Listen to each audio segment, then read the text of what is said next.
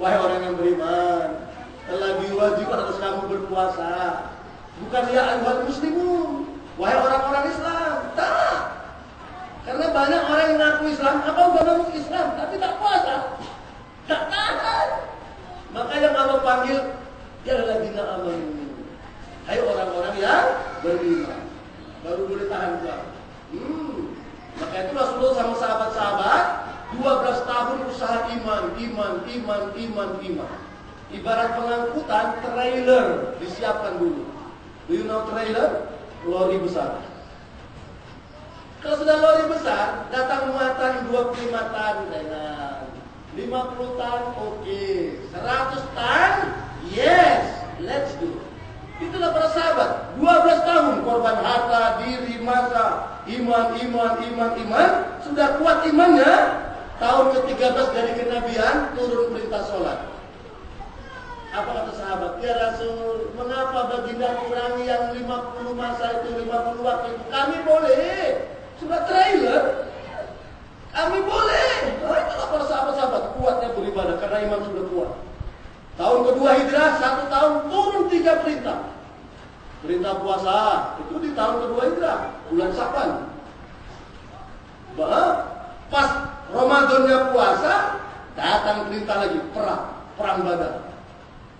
Pulang perang masih bayangkanlah pulang perang, habis harta, habis tenaga, apa semua, turun lagi perintah zakat. Nikmat, lezat. Kenapa? Iman sudah kuat. Baru tahun ke-6 hijrah turun perintah haji. Itu Allah sebut di surat Ali Imran ayat yang ke-96. Walillahi 'alan nas hijjul baiti man istata'a ilaihi sabila. Telah diwajibkan bagi manusia yang ada kemampuan untuk haji. Jadi Rasulullah menjelaskan, apa kata Rasulullah? Man wajada sa'atan walam yahuz itmata Yahudiyan aw Nasraniyan. Barang siapa ada kemampuan haji, sudah ada kemampu dia, tunda, atau matinya nggak Islam nanti kata Rasul. Nggak mati, kalau nggak mati Yahudi Nasrani. Jadi tolong ya, yang sudah kemampuan, daftar terus. Kalau masalah keberangkatan itu Allah yang ngatur nanti. Memang nampaknya tabung haji, tapi Allah yang ngatur nanti. Kalau pun ada apa-apa, sudah selesai. Sudah kita berdaftar, tinggal tunggu tangga ini ya. Jadi ini. Kemudian, kama kutiba alal ladzina min qablikum, sebagaimana telah diwajibkan pada orang-orang sebelum kamu. Jadi jangan iri, jangan cemburu, bukan kita aja yang puasa Ramadan. Orang-orang terdahulu pun puasa Ramadan. Coba buka Taurat. Mereka puasa juga Ramadan 30 hari. Tapi karena musim panas, berat, mereka tak tahan, maka ulama-ulama mereka, rohim-rohim mereka bermusyawarah, sudah tak perlu kita puasa 30 hari susah-susah. Kita cukup ganti 1 hari saja pada tanggal 10 Muharram. Karena tanggal 10 Muharram inilah tenggelamnya Fir'aun ke Laut Merah. Kita bersyukur kepada Allah, puasa 1 hari aja setahun, yang 30 hari mereka buat. Enak aja mereka itu, maka Allah marah nanti saya. Nanti saya sebutkan dalilnya nanti ya, kemarahan Allah Subhanahu wa taala. Orang Nasrani pun puasa 30 hari.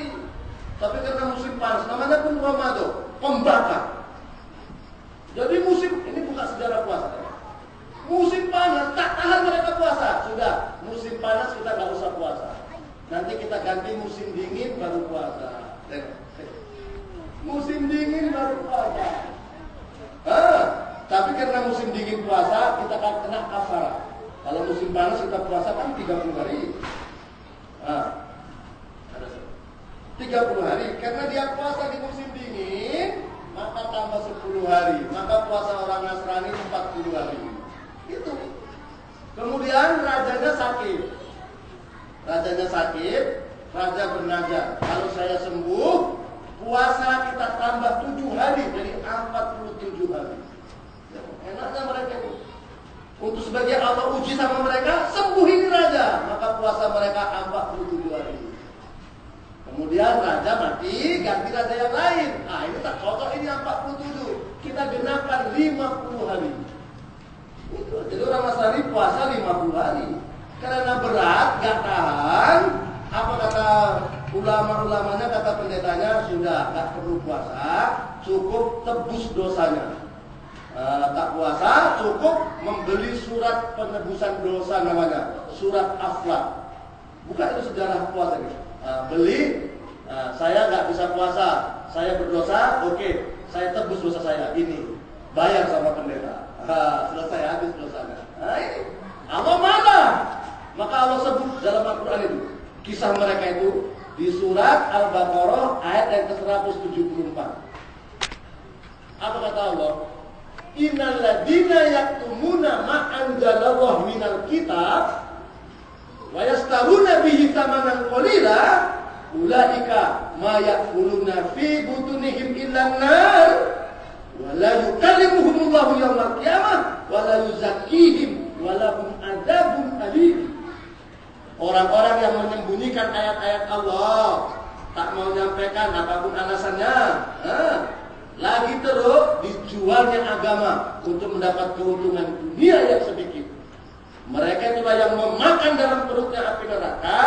Allah tidak cakap sama dia pada hari kiamat, dosanya tidak diampunkan dan baginya azab yang sangat berat. Memang ini untuk orang Yahudi Nasrani, tapi untuk kita juga. Kalau kita nggak mau menyampaikan, kita jual agama, sama nasibnya. Ya. Jadi tengok ujung ayat tadi, la'allakum tattaqun. Jadi siapa orang bertakwa? Langsung banyak dalam Al-Quran. Tapi malam ini kita lanjutkan yang dibaca oleh Imam tadi. Tadi Imam baca lalu makhrajnya, ulumnya. Terus saya dapat inspirasi. Nanti ini sampaikan itu nanti. Ini lah, jadi pas ya, klub imam sama mubalik sama ini. Jadi orang bertakwa itu kata Allah, itu kan Ali Imran 133. Uiddat lil muttaqin. Surga Allah buat untuk orang bertakwa. Siapa orang bertakwa? Langsung Allah jawab di ayat yang ke-134. Apa itu? Alladzina yunfiquna fis sarra'i wad dharra'i. Tengok. Jadi orang yang bertakwa itu orang yang senantiasa berderma, baik waktu lapang maupun waktu sempit. Waktu lapang banyaklah dermanya, waktu sempit sedikit. Jangan sampai berhenti. Kalau berhenti berderma kata Allah binasa. Binasa. Itu kan cerita orang-orang Ansor mau berhenti berderma dia karena Islam sudah tersebar, sudah aman. Mau cuti mereka ya dari berinfak, turun satu ayat, itulah Al-Baqarah ayat 195. Itu asbab nuzulnya itu, orang-orang Ansor mau berhenti berinfak, turun itu malaikat bawa satu ayat Al-Baqarah 195. Apa kata Allah? Wa anfiqu fi sabilillah wa la tulqu bi aydikum ila tahlukah wa ahsinu innallaha yuhibbul muhsinin. Dermakanlah hartamu, dirimu, masamu di jalan Allah. Jangan kamu jerumuskan dirimu ke lembah kebinasaan. Berbuat baiklah kamu, Allah sangat cinta, Allah sangat sayang kepada orang-orang yang senantiasa berbuat baik, yaitu mengajak yang lain untuk taat kepada Allah. Ya. Maka itu Allah suruh kita berderma waktu hidup. Memang ada, ini waktu mati dia berderma, nih anak-anaknya ini sudah derma ayah saya, ibu saya. Ya mudah-mudahan sampai, sila, mudah-mudahan sampai. Tapi kepastian tak ada. Tapi kalau masih hidup kita berderma, pasti sampai. Maka itu Allah suruh kita berderma di waktu hidup sekarang ini lah. Itu Allah sebut di surat Munafikun ayat yang ke-10. Apa kata Allah? Wa anfiqu mimma razaqnakum min qabli ayatiya ahadakumul maut fa yaqulu rabbi laula akhartani ila ajalin qarib fa asaddaqa wa akum minas sholihin. Dermakanlah sebagian rezeki yang kuberikan kepadamu sebelum kamu mati, apalagi di bulan Ramadan ini. Kalau bulan biasa hanya 700 kali ganda, di bulan Ramadan kali 70 lagi. Mari kita buka surat Al-Baqarah ayat yang ke-261. Apa kata Allah? Matalul ladzina yunfiquna amwalahum fi sabilillah kamathali habbatin ambatat sab'a sanabil fi kulli sunbulatin mi'atun habbah. Sesiapa yang mendermakan hartanya pada jalan Allah seperti satu biji yang tumbuh 7 cabang. Setiap cabang 100 buahnya. Seringgit, 700 ringgit. Di bulan Ramadan kali 70 lagi. Allah. Ini. Maka itu kata Allah. Nah, sebagian saja. 2,5%. Sebelum kamu mati kata Allah. Kalau kamu mati nanti di alam kubur, kamu akan menyesal. Kamu akan cakap. Ya Allah. Kalau kau balikkan aku ke dunia sekejap ya Allah. Niscaya semua hartaku kusedekahkan ya Allah. I don't like it. Very dangerous. Saya nggak suka harta, buat susah rupanya ini harta ini Allah. Maka itu Abu Bakar radhiyallahu anhu yang kita sebut tadi waktu terawih tadi, terus teringat hisab, pengsan dia itu, ngerinya hisab itu, pengsan. Padahal dia jangan masuk surga, tapi teringat hisab, pengsan. Buat berbahaya semuanya, sedekahkan semua ya Allah. Aku nanti orang yang paling solih ya Allah. Boleh balik? Boleh? Tak, langsung Allah jawab. Ini sekarang kata Rasulullah, Fir'aun taubat sekarang ini. Kata Rasulullah, taubatnya Fir'aun sekarang di alam kubur dibanding dengan taubat orang seluruh dunia belum sama. Musib hebat lagi taubat Fir'aun, tapi nggak laku. Tak laku. Ini Allah sebut di ayat yang ke-11. Munafikun ayat yang ke-11. Apa kata Allah? Fala yu'akhirallahu nafsan idza jaa ajaluha wallahu khabirum bima ta'malun. Allah tidak akan memanjangkan umur seseorang kalau sudah sampai saatnya. Maksudnya Allah tidak akan mengembalikan. Orang sudah mati di alam kubur, can come back to the world. Tak lagi boleh balik ke dunia. Di saat itulah Allah memberikan balasan tentang apa-apa yang mereka perbuat. Menyesal tidak ada guna. Apa kata pantun? Hujan gerimis di Kuala Lumpur, ibu kota tanah Melayu. Janganlah kita menangis, menyesal di alam kubur. Saat itu tiada maaf bagimu. Inilah saat Ramadan ini Allah. Dan latihan supaya kita berderma, puasa. Puasa kan hanya dialihkan time makan. Yang tadinya makan siang dialihkan jadi malam. Karena puasa adalah menahan makan, minum, dan yang membatalkannya mulai terbit fajar hingga terbenam matahari. Sudah terbenam matahari, sila. Allahu Akbar. Kata Bilal, maaf ya, tahun 68 saya sudah cekku. Jadi kalau nggak didemonstrasikan tak sedap. Kalau sudah terbenam matahari kan sudah, Allahumma laka sumtu wa bika amantu wa alika abtartu bi rahmatika ya arhamar rahimin. Bismillahirrahmanirrahim.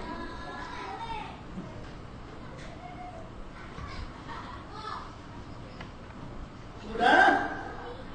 Jangan berhenti, doa lagi. Doa habis buka. Tadi kan sebelum buka Rasulullah baca, habis buka Rasulullah baca lagi. Allahumma dhahabat dhama'u wa qallatil uruku wa thabatal ajru insyaallah. Ya Allah, telah hilang hausku ya Allah. Telah basah urat-urat nadiku ya Allah. Mudah-mudahan Engkau menetapkan pahala puasaku ini ya Allah. Seronok kan? Yang mau diminum, yang mau dimakan ada. Tapi bagaimana nasib saudara kita yang sekarang di Pakistan kena banjir, yang di Palestina kena tindas, yang di Afghanistan kena serang? Mereka. Untuk kami di Indonesia masih banyak yang tidak ada rumah, tinggal di bawah titi di sungai itu, tak ada rumah. Banyak, boleh tengok. Mereka tak tahu bila datang makan itu. Bila datang makan itu. Puasa 24 jam. Padahal di harta kita ini ada hak mereka.